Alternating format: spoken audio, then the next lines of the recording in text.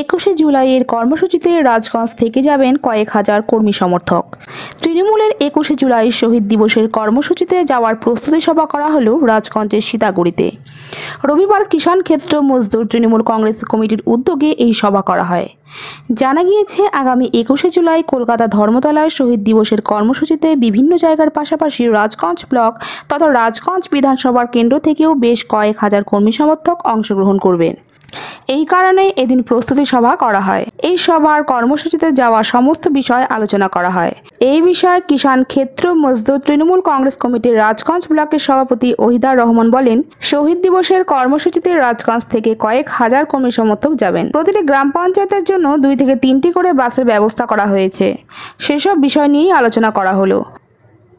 তিনি আরও বলেন, রাজ্য সরকারের তরফে কৃষকদের জমিতে জলসেচের জন্য গভীর নলকূপ ও নদী প্রবাহিত জলকে ব্যবহারের জন্য পাম্প সেট দেওয়ার পরিকল্পনা নেওয়া হয়েছে। কৃষকদের মধ্যে সেই সুবিধাগুলো কিভাবে পৌঁছে দেওয়া যায় সে বিষয়ে সভায় আলোচনা করা হয়েছে। আজকে আমাদের 21শে জুলাই যে অমর শহীদ স্মরণে যে সভা হবে মাননীয় মুখ্যমন্ত্রী মমতা বন্দ্যোপাধ্যায়ের নেতৃত্বে, সারা ভারতবর্ষের জননেত্রীর নেতৃত্বে, সেখানে যাওয়ার একটা প্রস্তুতি মিটিং হিসেবে আজকের মিটিংটা। আমরা কিভাবে যাব সেইভাবে আলোচনা হলো।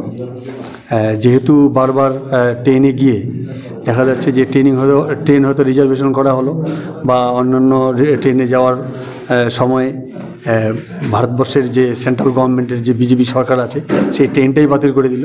ফলে আমরা এবার অন্যরকম একটা চিন্তাভাবনা করেছি, সেটা হচ্ছে যে প্রত্যেক অঞ্চল থেকে আমাদের 3 থেকে 4টা করে বাস এবং কিছু প্রাইভেট গাড়ি এবার কলকাতায় যাবে।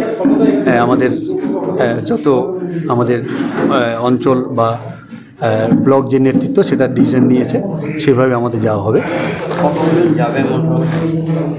এক একটা অঞ্চলে তো কয়েক হাজার করে যাবে, মানে পুরো ব্লকে কয়েক হাজার মানুষ যাবে আর কি।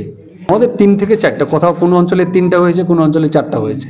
এখানে কিছু প্রাইভেট কারও যাচ্ছে, যাওয়ার এবার কোনো অসুবিধা হবে না, সেটা আমাদের প্রস্তুতি হয়ে গেছে। কারণ এর আগে আমরা আমাদের অভিজ্ঞতা থেকে আমরা কিন্তু এই ব্যবস্থাটা এবার করেছি। কর্মী সমর্থকদের মধ্যে কেমন উৎসাহ দেখছেন এবার? প্রবল উৎসাহ।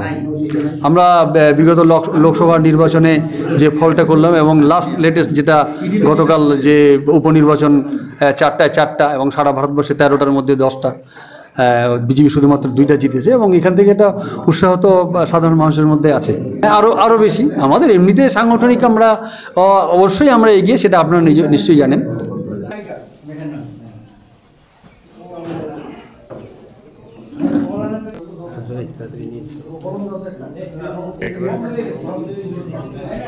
ওদের ভরসা করতে